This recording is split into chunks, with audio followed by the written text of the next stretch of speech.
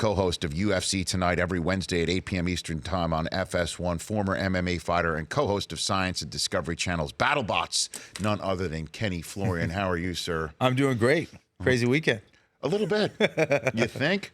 Yeah. I guess, so my first question for you, just opening it up at large. Yes. What'd you think of that? You know, it was crazy. It was definitely crazy, but I don't think we should be so shocked, right? I mean, when emotions are running high, we see this in football, basketball, soccer. You know, these guys are fighters. They've been honing these skills for years. They've been training themselves to respond with violence in a certain way for a long time. And this is a guy in Khabib Nurmagomedov who is from Dagestan, which is one of the more dangerous places in Europe. And, you know, they've been producing some of the best wrestlers in Russia for a very long time. They are a prideful people. You know, they definitely respect their culture and religion and other people's religion for the most part. And, you know, like, if you're talking about all those sensitive issues, they're not going to be cool with that. Well, I said something similar at the top of the program about that, Kenny. Again, that, you know, how are we shocked that somebody who goes into an octagon and Right. accepts the punishment like that, who wrestles a bear from Dagestan Exactly. when he's 7, how dare this person not act professionally when it's Right. all over? Because to me, though, that touches upon the fault line of this sport being this. Dana White and UFC wants to be taken seriously, professionally, as a professional sports league. It's a professional sport. And Steve Austin tweeted something out after the fight that I think kind of poked the bear, if you will, a little bit, saying, "I love professional wrestling," is what he said. And to me, that is what, to see that sort of mayhem happen after the fight kind of touches on the fault line Dana White's trying to avoid at UFC. Absolutely. And listen, if this happened, you know, maybe 10 to 15 years ago, you know, it would be really bad. But I think we have established ourselves as a legitimate professional sport. And I think one of the main issues for a promoter is maybe not making, you know, the right fights all the time, but it's identifying the right storyline, right, to make the fight. And I think that is what precedes making the right fight. And we have another great storyline, you know, to be honest. And listen, for a lot of people, you know, Khabib has been one of those guys who has had a really bad style for Conor McGregor. The fact that Conor McGregor came back after being 2 years away from the sport and fought the worst style matchup for him in the UFC says a lot. And I think that he could probably do better. There's a lot of adjustments he needs to make. Khabib will always be a bad style matchup for him, but we do have a great storyline. Both these guys are polar opposites as far as their approaches in the octagon. They still have that bad blood, and I think a lot of people would want to see a rematch. So and I know, again, just to repeat what I said at the top of the show, that we're all going to get there. We're all going to get there to this rematch. Everybody. Dana White's going to get there. Khabib's going to get there. Conor's going to get there. Because there's way too much money and interest to get there. But I'm just glad, again, that Dana White is showing the proper emotion of contrition, for at least for me. Yeah. The other fight fans might be like, own it, Dana. Just own it. That this sport is brutal. That people, you know, are animal in nature, and just go for it. I'm glad, at least for me as a sports fan, that this is not proper behavior. Somebody could have really gotten hurt when he flipped out like that. The reality is, you know, in no way am I making an excuse for it. These guys are fighters. This is something that is very rare in this sport. You know, tensions were running high, not only between the fighters, but between the camps. Did Conor go too far? Yeah, I mean, you could definitely argue that, right? I mean, listen, this fight ended the way it began, right? It started with the dolly being thrown at the bus. That's how this fight got put together. So I guess we shouldn't be so shocked and surprised that this fight kind of ended in this manner. They were not going to be cool with that. And, yeah, he might have gone too far. Now, if this rematch does happen, what's he going to say to lead, you know, in the lead up to this fight? He will probably stay away from, you know, the cultural references and the religious references, and he should. I think that was a little bit too far. But I think he's still going to spit a lot of venom in the lead up to the rematch. Well, I guess that's what people would expect of him. And he was also seen in footage after the fight throwing a punch at Khabib's manager. I mean, it's just, you know what? It's crazy that Dolly in the bus is one thing, because that's just people on a bus. Sure. And I know they're both particularly bad. One got Conor arrested in New York City. Okay. The bus here was a whole bunch of paying customers. Yeah. And Khabib's dolly was his fist. Yeah.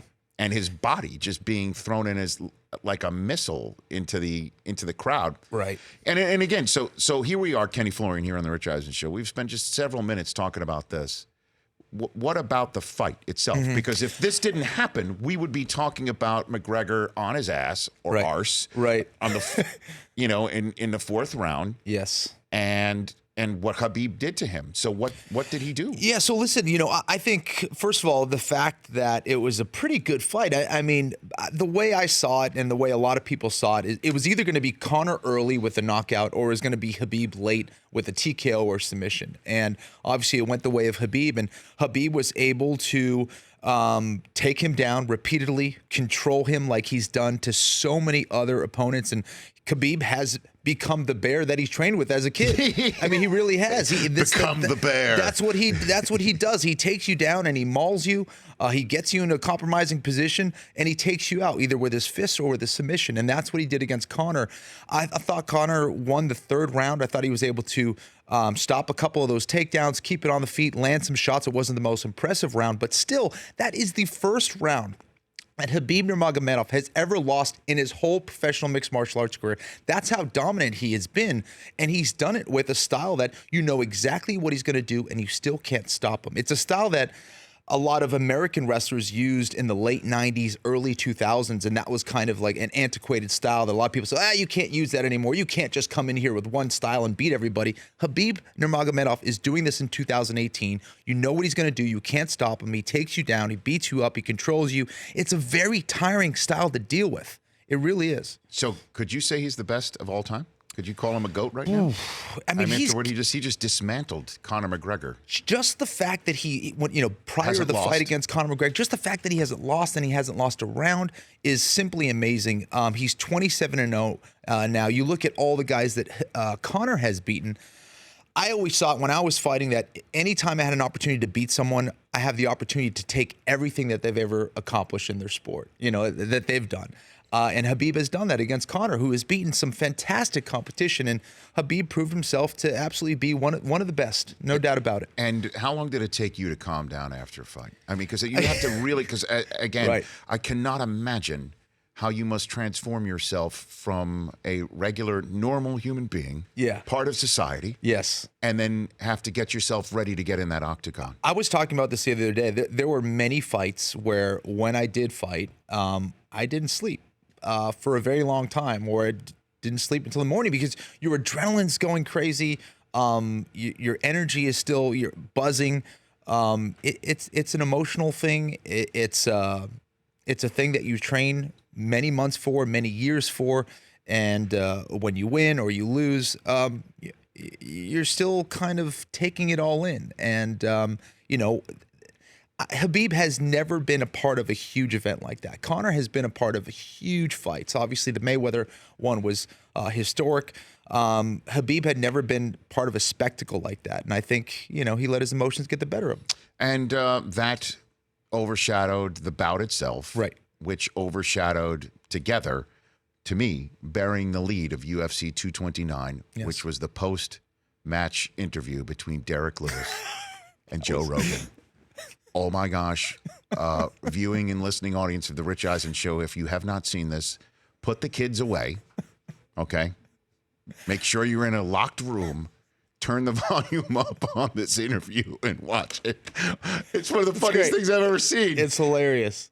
Who is this guy? He's from Houston, Texas. He has one of the funniest Instagrams ever. He always posts funny videos. He's got a great sense of humor.